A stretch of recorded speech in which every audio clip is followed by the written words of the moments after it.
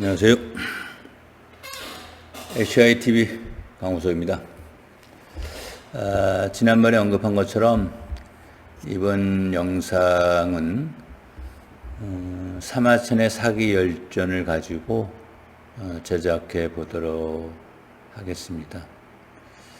사마천의 사기 열전은 70편으로 되어져 있는데요. 그 첫 번째 편이 그 백의 숙제편입니다.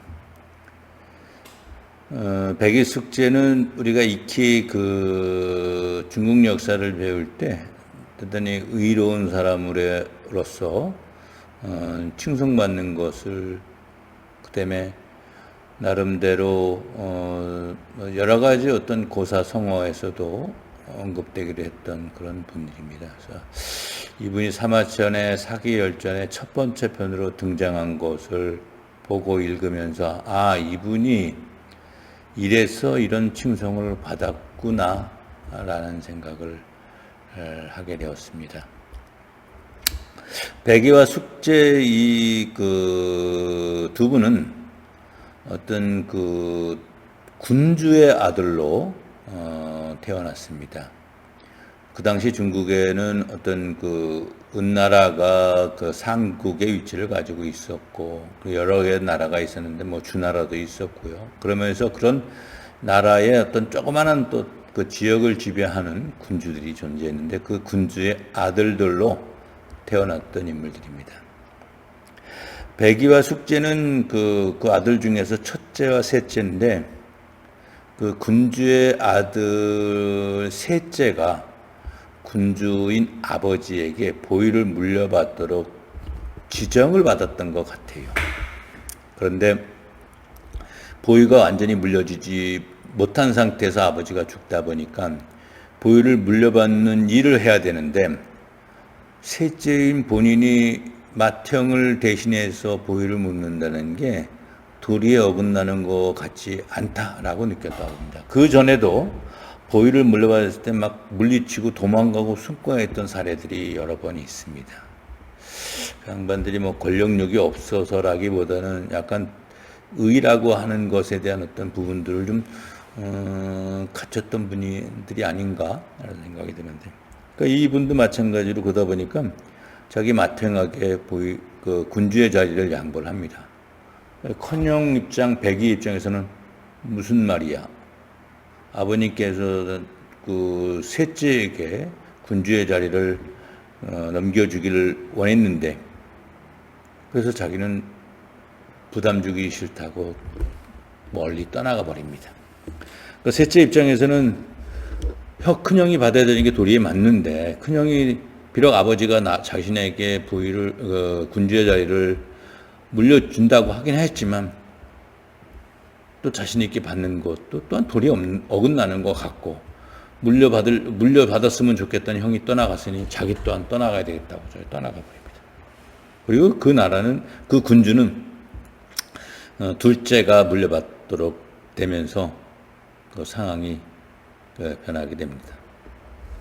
그러니 두 분이 어쨌든지 그 군주의 자리를 물리치고 함께 자유롭게 살고 싶은 마음에 있다가, 그래도 몸은 어딘가에 어떤 그 군주, 무슨 국이라고 하는 그 지역에서 벗어나서 살아가야 되는 게 그 자기 형이기도 하고 동생이기도 한 새로운 군주에게 부담이 덜 줄 것 같아서 그 주나라로 그 몸을 의탁하러 갑니다. 그런데 그 과정에서 의탁하려고 했던 그분이 돌아가시고 아들이 보위를 물려받았는데, 그분이 주나라의 무왕입니다. 주나라의 무왕이 보위를 물려받고 왔었을 때, 지금 상국이라고 생각하는 은나라가 어떤 주왕 때에 이르러서는 대단히 포악스럽게 나라를 지배하고, 그 다음에 너무 거칠고 국민을 어려움에 빠뜨리는 일들을 너무 많이 하고 방탕한 일을 벌여줍니다. 그것을 빌미로 삼아서 지금 그 상황을 극복해 보고 싶어서 본인이 어떤 상국이 되고 싶어 하는, 재앙이 되고 싶은 욕심도 있었겠지요. 그러다 보니까 그분이 어떤 묘호가 무왕인데, 그 무왕이 그 무거든요. 전쟁과 관련된 역할을 한 아버지는 문왕이고. 네, 그러다 보니까 그 명분과 욕구가 일치하면서 전쟁을 일으키려고 하고 있습니다. 그때 이 백의식지 두 분이 자기들이 비록 조그마한 군주의 위치지만 군주의 위치도 나름대로 고사할 정도의 어떤 그 도리를 찾는 입장이다 보니까 여기 와서 그 무왕에게 간언을 합니다. 지금 비록 왕의 역할을 제대로 하지 못하지만 그래도 신하의 입장에서 전쟁을 일으키고 침략을 하려고 하는 건 도리에 어긋난 것이니 거두어 달라고 요청을 합니다. 그런데 어떤 그 명분과 나름대로 본인의 비전이 한 사람이 어떤 진언을 한다고 해서 그 감춰질 수 있고 억제될 수 있는 것은 아닙니다. 근데 이제 그 당시에 어떤 일이든 어떤 그 왕의 위치에 있는 자가 무엇인가 하려고 했었을 때 신하가 그것을 거슬렸었을 때 대부분은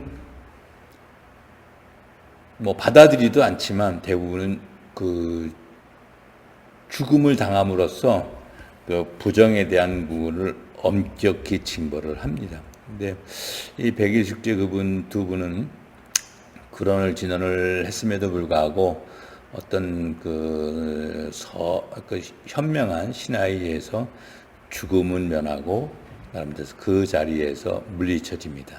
그리고 그 무왕은 전쟁에 참여해서 그 주왕을 물리치고 제왕의 자리에 오릅니다.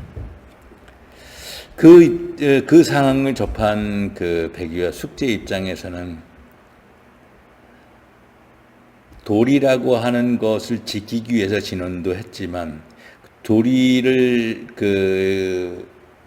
지켜줬으면 하는 바람이 이제 무산되다 보니까 더 이상 살 의미가 없다 이렇게 생각을 하고 수양선에 들어가서 다시 거기서 보통 초급목피 산채로 연명을 하면서 생을 마감하려고 시도를 합니다. 그러다 보니까 고소에는 뭐 고사리만 드셨다라고 이제 나오고 있는데, 그러니까 자살을 하지 못하는 뭐 이유는 있겠죠. 그것 또한 도리가 어긋난다고 생각하셨기 때문에. 근데 그런 상태에서 그 초에 묻혀서 어떤 그 자연 속에 서서히 돌아가는 그런 삶을 살다가 돌아가시는 걸로 이 백일숙제편이 이제 마무리됩니다. 근데 이 편에서 우리가 보고 느낄 수 있는 것은 그렇습니다. 그러니까 도리라고 하는 것을 지키기 위해서 자기 목숨도 바꾸는 그런 노력은 분명히 폄하될 수 없는 대단히 고귀한 거고 가치로운 것입니다. 누구나 할 수도 없고요. 그만큼 지켜야 될 도리는 아주 엄중하면서도 귀중하다라고 하는 겁니다. 그러면 그분이 지키고자 했었던 그 과정의 그 역사적 현상들, 그런 무왕의 그 모습은 백의숙자 입장에서 대단히 어떤 부정되어야 될 대상처럼 보여질 수도 있을 겁니다. 근데 그렇지는 않다라고 봅니다. 그분 두 분이 어떤 선택하신 것이 아름답지만 어떤 무죄가 그 포악스러운 어떤 그 왕의 제목도 되지 않으면서 왕이 된 후 왕의 유치를 극단적으로 휘둘렀던 그 자를 응징한 거는 나름대로 어떤 그 지역의 백성들을 위해서는 대단히 어떤 좋은 어떤 시도이고 노력이고 극복의 결과라고 봅니다. 역사라고 하는 것이 개인이 갖고 있는 욕심을 어떤 채우기 위해서 하는 행위도 존재하지만 대의에 의해서 어쩔 수 없이 이루어지는 행위도 존재를 합니다. 그것이 대다수의 어떤 그 만족과 발전을 위한 것이라고 한다면, 그러니까 우리나라 대한민국에서도 어떤 나라가 망할 때와 그 새롭게 시작할 때, 개국할 때 있겠지만 분명히 망할 때는 망할 수밖에 없는 나라의 모습이 존재합니다. 그러니까 은나라의 주왕이 등극을 하고 나서 유지되는 과정의 모습을 보면 쉬운 얘기로 주왕이 그런 역할을 할 수밖에 없었고 주왕이 그런 역할을 할 수밖에 없게 만든 신하들의 모습도 있었고 그 신하들 밑에 있는 또 하나 어떤 관료들도 있었고 그 국가 전체가 망할 수밖에 없는 나라의 모습을 갖고 있다라고 본다고 한다면 그것은 지속한다는 것은 의미가 없고 가치가 없다라고 봅니다. 그러니까 누군가에 의해서 극복되는 게 맞겠죠.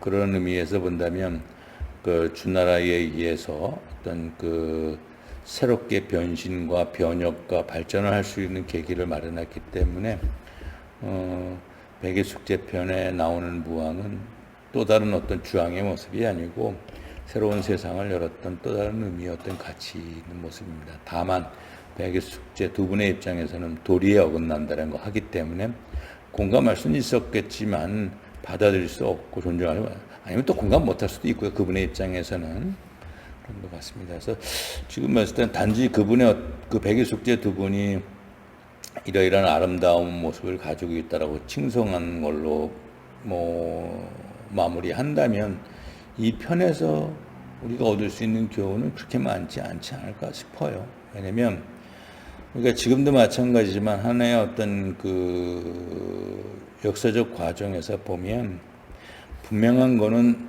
무엇인가 만들어진 문제는 그대로 개선되지는 않고 누군가에 의해서 피동적으로 개선이 이루어집니다.